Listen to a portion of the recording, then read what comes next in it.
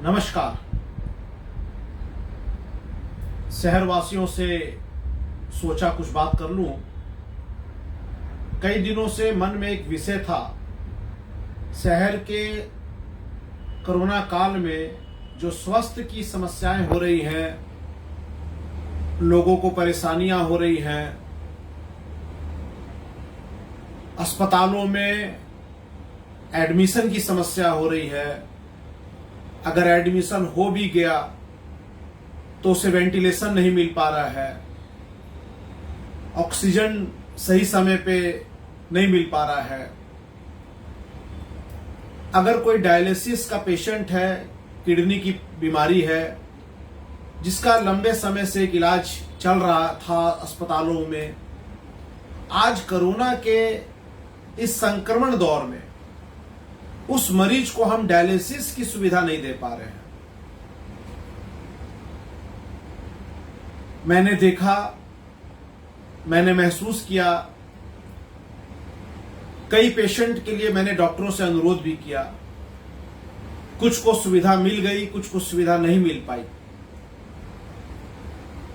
Dialysis patient के लिए यह कहा गया डॉक्टरों के द्वारा कि हमारे पास जो व्यवस्था है वो कोविड पेशेंट के लिए डायलिसिस की व्यवस्था नहीं है। मैं अस्पतालों का नाम नहीं लेना चाहता, डॉक्टरों का नाम नहीं लेना चाहता। कोरोना मरीज को या कोरोना काल में हम उसको डायलिसिस की सुविधा इसलिए नहीं दे पा रहे हैं कि अगर डायलिसिस मशीन एक बार कोविड पेशेंट के ऊपर उपयोग किया गया तो उसके बाद उस मशीन को आम मरीज के ऊपर उपयोग नहीं किया जा सकता, यह डॉक्टर का कहना था। आज कोरोना संक्रमण काल को लगभग 5 महीने से ऊपर हो गए हैं। ऐसे में डायलिसिस पेशेंट जो है, जिसे यह सेवा चाहिए ही चाहिए, जिसे डायलिसिस होना है उसको होना है, इसके लिए चिंता करनी चाहिए थी हॉस्पिटल मैनेजमेंट को कि जो पेशेंट लगातार उनके यहां डायलिसिस करा रहे हैं, आखिरकार इस काल में उनका डायलिसिस कैसे होगा। मुझे लगता है कहीं ना कहीं इसमें कमियां रह गई हैं।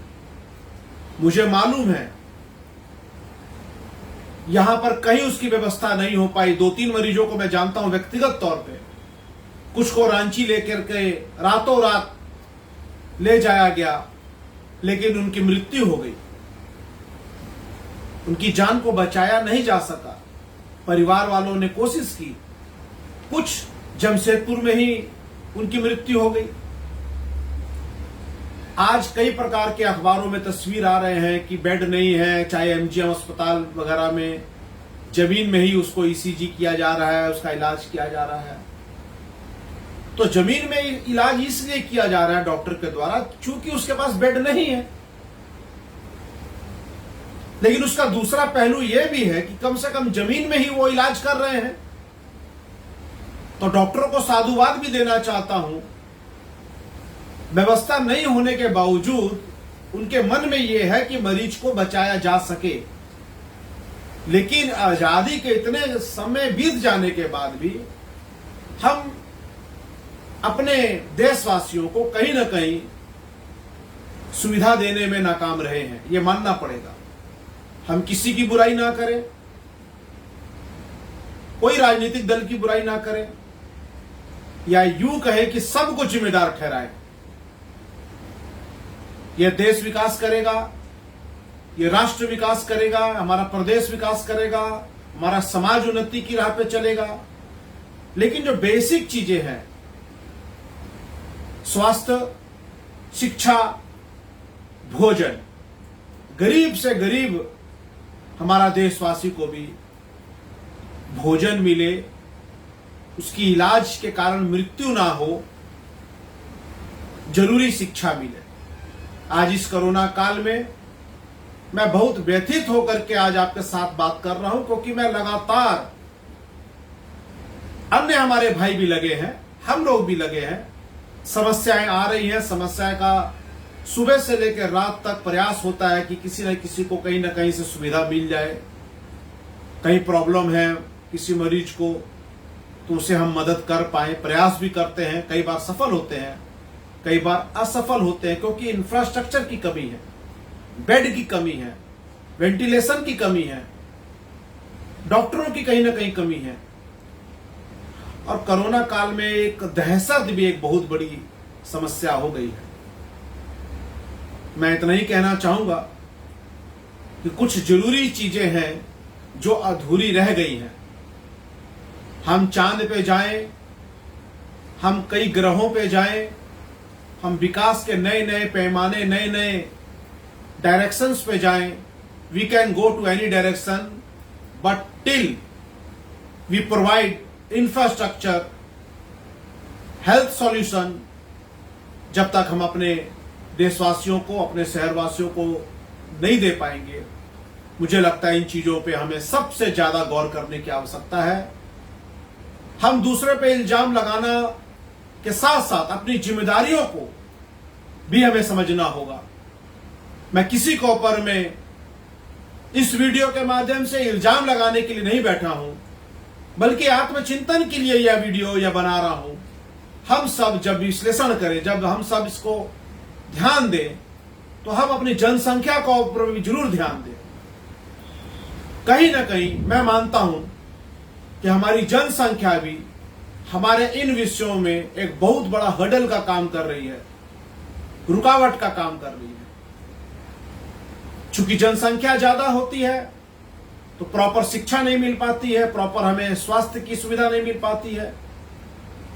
तो आज मेरा आग्रह होगा कि हम अपनी जिम्मेदारियों को देखते हुए हम सभी हॉस्पिटल प्रबंधन से मैं ये अनुरोध करूंगा कि जो भी सुविधा हमारे पास है, हम उसी सुविधा को ध्यान में रखते हुए जो हमारे यहाँ पेशेंट एडमिट हैं, उनके परिवार को उस पेशेंट के स्वास्थ्य की जानकारी, उसके स्वास्थ्य की सूचना देने का काम हम बहुत ही ध्यान पूर्वक करने का काम करें। यह एक सेवा का काम है। एक पुत्र को पता होना चाहिए कि उसके पिता की क्या स्थिति है, एक पति को पता होना चाहिए कि उसकी पत्नी की क्या स्थिति है, एक पिता को पता होना चाहिए कि उसके पुत्र की जो एडमिट है उसकी क्या स्थिति है।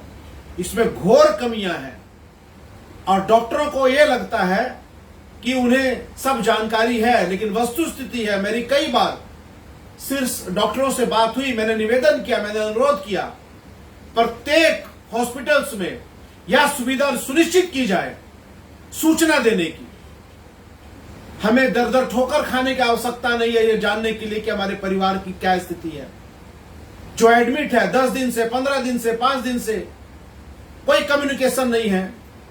मैं आग्रह और अनुरोध के साथ ये उम्मीद भी करूंगा कि हमारे जितने भी हॉस्पिटल प्रबंधक हैं मेरी इस बात को सुनेंगे, समझेंगे, और अगर वो उनको लगे कि जो बात मैं कह रहा हूं उसमें तनिक भी सच्चाई है, यह कोई ईगो की बात नहीं है, यह कोई प्रतिस्पर्धा की बात नहीं है, एक आम इंसानियत के नाते ये मेरा अपील, मेरा अनुरोध, मेरी प्रार्थना है कि इस जो मुकाम पे हम खड़े हैं, कठिन दौर पे खड़े हैं, उसमें हॉस्पिटल प्रबंधन का बहुत अच्छा काम हो रहा है, लेकिन उसको और बेहतर किया जा सकता है।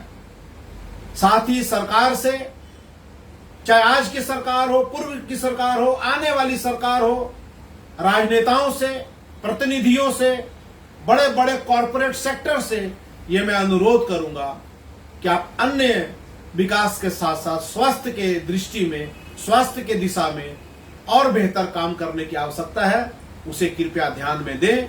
और साथ साथ मैं एक बार पुनः साधुवाद देना चाहता हूं, धन्यवाद देना चाहता हूं हमारे सभी डॉक्टर से, सभी नर्सेस स्टाफ से, सभी पुलिस कर्मियों से, प्रशासन के लोगों से, स्वयंसेवी संस्थाओं से, ऐसे तमाम लोगों से, तमाम भाइयों से जो इस कोरोना काल में, इस विपदा में खड़े हैं, लोगों की सेवा कर रहे हैं, अच्छा काम कर रहे हैं। ईश्वर से प्रार्थना है कि उनको और शक्ति दे अच्छा कार्य करने के लिए। लेकिन जहां कहीं भी बेहतरीन और हम कर सकते हैं, हम उसको भी ध्यान में रखें, और उम्मीद है आने वाले समय में हम इसमें और वैल्यू एडिशन कर सकेंगे और अच्छाइयां ला सकेंगे। इन्हीं शब्दों के साथ बहुत बहुत धन्यवाद।